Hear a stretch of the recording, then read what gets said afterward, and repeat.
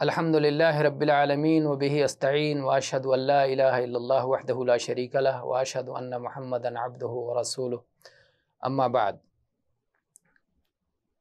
प्रिय श्रोतागण, सम्मानित दर्शकों, पवित्रता के नियम से संबंधित पाठ्यक्रम की श्रृंखला के आज के कालखंड में इंशाअल्लाह हम स्नान के कुछ नियम बतलाएंगे। इससे पहले कुछ नियम हम आपको बतला चुके हैं। हम बता चुके हैं कि कब कब गुस्ल करना, स्नान करना हमारा कर्तव्य होता है और हमारे ऊपर आवश्यक और अनिवार्य होता है इस्लामिक शास्त्र के दृष्टि से, इस्लामिक नियमों की दृष्टि से। आज के कालखंड में हम स्नान करने की विधि आपको बताएंगे कि स्नान करने का तरीका क्या है। स्नान करने में दो बातें सिद्धांत और मूल सिद्धांत हैं, दो बातें अनिवार्य हैं। ये रह जाएंगी तो आपका स्नान स्वीकार नहीं होगा। एक चीज़ है नीयत, इच्छा, आपके दिल में इरादा हो कि आप शुद्धता और पवित्रता प्राप्त करने के लिए ये स्नान करने जा रहे हैं, क्योंकि अल्लाह के संदेष्टा मोहम्मद सल्लल्लाहु अलैहि वसल्लम का आदेश है, इन्नमल आमालु बिन्नियात, के आदमी की जो भी कृति है, जो भी उसके कार्य हैं, उसका दारोमदार उसकी नीयत और उसकी इच्छा पर है कि वो किस नीयत के साथ, किस इच्छा के साथ, किस इरादे के साथ वो कार्य कर रहा है। उसी के अनुकूल उसको पुण्य की प्राप्ति होगी और उसका फल मिलेगा। इसका मुस्तहब तरीका क्या है, अर्थात इसकी वह विधि जिसका पालन करने से पुण्य की प्राप्ति होगी, और अगर इसका संपूर्ण पालन ना हो तो कोई दोष नहीं है। आयशा रज़ियल्लाहु अन्हा से वर्णित है कि अल्लाह के संदेष्टा सल्लल्लाहु अलैहि वसल्लम जब जनाबत का गुस्ल करते, शुद्धता और पवित्रता प्राप्त करने के लिए जब आप स्नान करते तो आप प्रथम अपने दोनों हाथों को धोते। अपने दोनों हाथों के धोने से आप अपने स्नान को आरंभ करते। अपने दाहिने हाथ से बाएं हाथ पर पानी डालते और फिर अपनी योनि को, अपने लिंग को, अपने गुप्त स्थान को धोते, अच्छी तरह, अच्छे प्रकार से उसकी स्वच्छता करते, उसको साफ करते और फिर वज़ू करते। जिस प्रकार सलात के लिए वज़ू किया जाता है, संपूर्ण वज़ू करते और फिर अपने हाथ में पानी लेते और अपनी उंगलियों द्वारा अपने बालों की जड़ों में पानी पहुंचाते।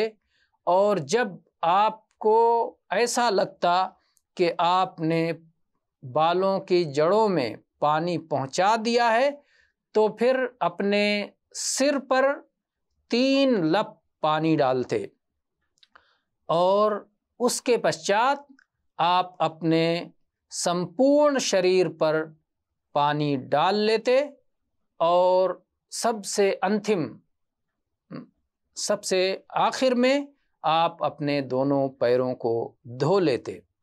यह हदीस मुत्तफ़क़ अलैह है, सही बुखारी और सही मुस्लिम में इसका उल्लेख है और सिद्ध हदीस है। आप ये भी याद करते चलें कि एक महिला को 2 प्रकार का स्नान होता है।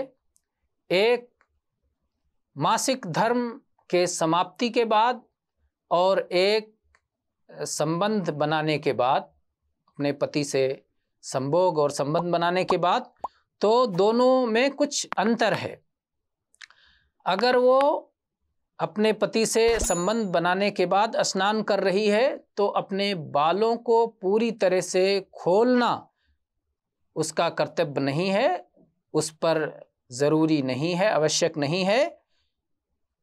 परंतु अगर मासिक धर्म के पश्चात वो स्नान कर रही है तो फिर बालों को खोलकर अच्छी तरह से बालों को धोना आवश्यक है।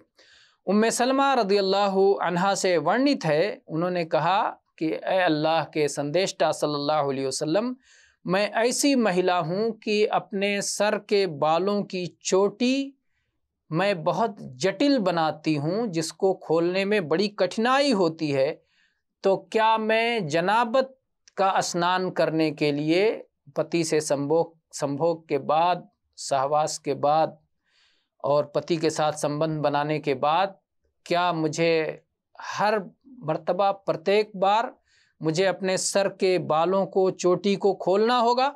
तो आप सल्लल्लाहु अलैहि वसल्लम ने इसका उत्तर देते हुए कहा, नहीं, तुम्हारे लिए बस इतना काफ़ी है कि अपने सिर पर 3 बार पानी डाल लो और फिर अपने पूरे शरीर पर पानी डाल लो और इस तरह से तुमको शुद्धता और पवित्रता प्राप्त हो जाएगी। ये हदीस सही है, सही मुस्लिम में 330 नंबर पर इसका उल्लेख है। और ऐसे ही आयशा रदियल्लाहु अन्हा से वर्णित है कि अस्मा रदियल्लाहु अन्हा ने अल्लाह के संदेशता सल्लल्लाहु अलैहि वसल्लम से मासिक धर्म के बाद स्नान करने के संबंध में विषय में प्रश्न किया, तो अल्लाह के नबी सल्लल्लाहु अलैहि वसल्लम ने उसका उत्तर देते हुए आदेश दिया कि पानी को बैर की पत्ती में मिला करके उससे खूब अच्छी तरह स्नान करो, पवित्रता प्राप्त करो, शुद्ध हो जाओ। अपने सर पर पानी डाल करके सर को मलो और सर के बालों की जड़ों तक पानी पहुंचाओ और फिर उसके बाद सर पर पानी डाल लो और एक रुई में मुश्क लगा करके, इत्र लगा करके, सुगंधित वस्तु लगा करके, पुष्प का इत्र लगा करके फिर उससे शुद्धता प्राप्त करो। तो अस्मा रदियल्लाहु अन्हा ने प्रश्न किया कि ये रुई में इत्र लगा के, मुश्क लगा के शुद्धता प्राप्त करने का क्या अर्थ है, ये कैसे करेंगे? तो अल्लाह के संदेशता सल्लल्लाहु अलैहि वसल्लम ने आश्चर्यजनक होकर कहा, सुभान अल्लाह, उससे शुद्धता प्राप्त करो। तो आयशा रदियल्लाहु अन्हा ने फिर उसको समझाया और जाकर के कहा कि इसका अर्थ यह है कि जहाँ से रक्त निकलता है, मासिक धर्म जिस स्थान से बहता है, वहाँ पर ये रुई का टुकड़ा मुश्क लगा करके, सुगंधित इत्र लगा करके उस जगह पर लगा दो, तो उससे ये शुद्धता प्राप्त हो जाएगी। और ऐसे ही इन्होंने जब जनाबत के गुस्ल के विषय में पूछा कि संभोग के बाद जब नहाना हो तो किस प्रकार से, किस विधि से नहाएं, तो आप सल्लल्लाहु अलैहि वसल्लम ने कहा कि पानी ले लो और उससे पवित्रता प्राप्त करो, खूब अच्छी तरह से पवित्रता प्राप्त करो। अपने सर पर पानी डालो, उसे मल लो यहाँ तक कि सर के बालों के जड़ों तक पानी पहुँच जाए और फिर पूरे बदन पर अपने पानी डाल लो। यह हदीस सही मुस्लिम में 332 अंक पर है। तो इस हदीस से भी ये बात मालूम होती है, स्पष्ट हो जाती है कि महिला के जो 2 स्नान हैं, एक संबंध बनाने के बाद और एक मासिक धर्म के बाद, तो दोनों स्नान में अंतर होगा। एक में जब जो है मासिक धर्म के बाद जो स्नान होगा उसमें खूब अच्छी तरह से मल के और पानी डाल करके शुद्धता प्राप्त की जाएगी। सर को, बालों को पूरी तरह से खोला जाएगा।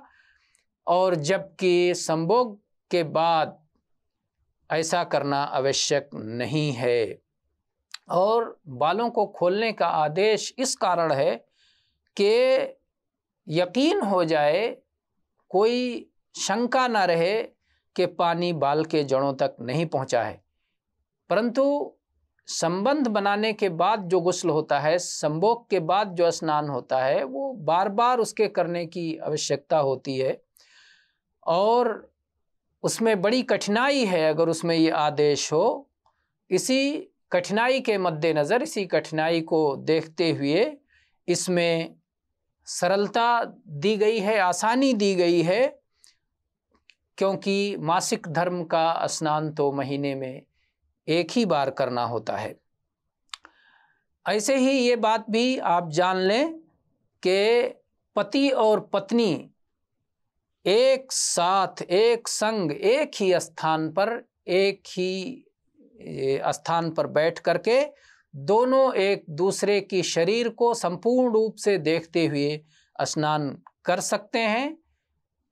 और इस विषय में आयशा रदियल्लाहु अन्हा से ये हदीस वर्णित है। वो कहती हैं कि मैं और अल्लाह के संदेशता सल्लल्लाहु अलैहि वसल्लम एक ही बर्तन से हम स्नान करते थे और ये स्नान जनाबत के बाद होता था, संबंध बनाने के पश्चात का होता था। तो ये कुछ नियम थे जो कि